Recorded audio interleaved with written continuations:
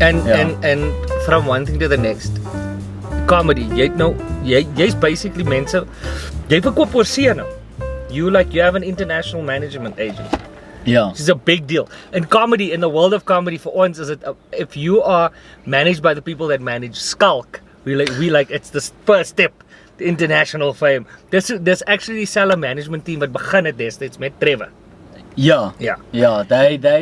They took Trevor, or they did his first Edinburgh show, promoted his first show in Edinburgh. And you just did that. Edinburgh as well. And I think after that Edinburgh show he really Yeah, he really went big. Yeah. But you did Edinburgh, and the thing is that he's probably gonna be, jy gaan nou baie hoe sê mens jy gaan skaam word, nederig word. But dis verskriklik moeilik om te verkoop in Edinburgh, want daar's hoeveel duisend produksies en goed wat aangaan. Mense sê hulle sold out, man, dit soos in 'n 20-seater. Ja. Jy het Edinburgh gedoen en first run out, you were on the sold out board. Hulle het so bord, right? Yeah, it wasn't much bigger than 20. But it was it's sold out. 55. That's a lot. Dis mense in Suid-Afrika wat Suid-Afrikaans is wat die 50 tickets kan verkoop doen. It's hard to sell in Edinburgh, but also not in a sense, because they've got disposable income. It's the first world. They want to give their money away. Yeah. It's not like here where people won't come watch your show if they don't know who you are. No one's gonna go, oh, that looks like a cool poster. Yeah. He looks interesting, let's go watch. It's like, no, I have to know who this is and I have to know I'm gonna laugh. Absolutely. And they will also only go watch comedy once in a blue moon. It's like a Musha outing. That's a South African problem. Ons sukkel om tickets te verkoop in Suid-Afrika. Yeah. En toe ek in Australië was, dude, my shows verkoop uit, die shows wat ek in is, verkoop uit. Die mense weet nie wie ek is. Yeah. So that's why I say, in a sense, it's not hard because people are literally walking like this with their money. Who can I give my money to? All you need to do is get a bit of word of mouth going, have a nice poster. Yeah. And then it starts taking. Yeah, and it will. So I got my stats 2 days ago. So I sold in total 71% of my tickets. So for those people that don't know, that's fantastic. Like 70%. That is good. It basically means most of your shows were sold out, and then your off nights were like halfway. And off nights would be in South Africa, off night would be like a Wednesday. Die mense kom 80, dis waarom hierdie tickets cheaper maak. So ek het in Suid-Afrika met my one man show run 70% gehad. And I sold out every Friday, Saturday matinee, evening, en dan het ek soos in Sondag is ek so 60 mense uit 150. That's a fantastic ratio in 'n ander land. Yeah. It's amazing. But the thing with Edinburgh is, even though I sold 71.1%, whatever, I still lost 60,000 rand. Just on the show. Yeah. Then my flights accommodation, so in total it's like over 100,000 rand. And then it's like, okay, why would you then do it? Because you're growing a career. Because that is the game that everyone's playing in Edinburgh. Everyone's losing money pretty much. Why you do it is because if you do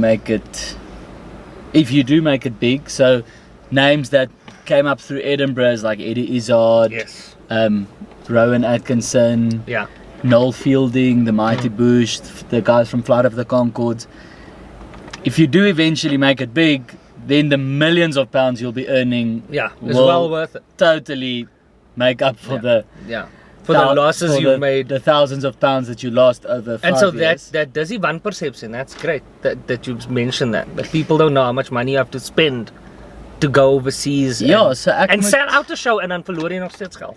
Yeah, so I need a pretty much it's actually. You're going back. It's disgusting, but I need to save about in South Africa 200,000 rand every year, and be willing to completely blow it, lose that. Yeah, like give that 20,000 rand to Edinburgh, 200,000 rand to Edinburgh. But the idea is that every year you go back. Every year you lose a little bit less. till you eventually break even, and then from there you start making. Yeah. But I haven't found another way that's not that. Yeah. I haven't found a way to kind of, there's no jippoing the system, like that is what you need to go do. Yeah. Luis Gola is doing that. He's done Trevor it. Noah did that. Yeah. And the thing is that mense verstaan nie, but it's not easy to understand that kind of thinking, but it is the only way to do it, because you're not going to get discovered in Pretoria, sadly.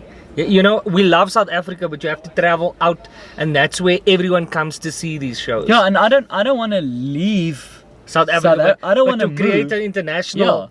You don't have to leave to be internationally famous. Yeah, I want an international career. I don't want to Leave South Africa. necessarily move. I want to be based in South Africa, but be able to earn overseas. So, because you can do Cape Town. You can do a one-man show in Cape Town for a week, a year.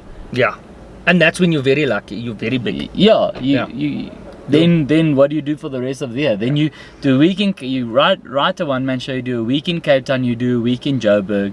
Now what? Now you start doing the smaller towns. It's 1-2 nights. Yeah, you do the I can luckily do Afrikaans in English. I can do the Afrikaans festivals, but my ideal is to live in South Africa, but for 6 months of the year I'm going to do Edinburgh for a month. I go do London, hopefully one day America, Australia. You've done well in London. Jy het al London. Yeah, and there's it's started with only expats coming. Now it's a little bit more mixed. There's some some British people, some South Africans. Yeah, so you know, and any comedian you wanna to perform to as many people as possible. Absolutely, that's the big thing. Yeah, you wanna perform, and it's a thing again. It's very important that you say this. You don't necessarily want to leave the country. You just don't want to. You want to have the option to go and see and do things in another place. That's all it is. And it's also like, and I'm seeing it every year with my own shows, and you know, the more comedians I speak to, the more I realize it's not just me, but every year it's more of a struggle to sell tickets in South Africa because our economy is not doing well.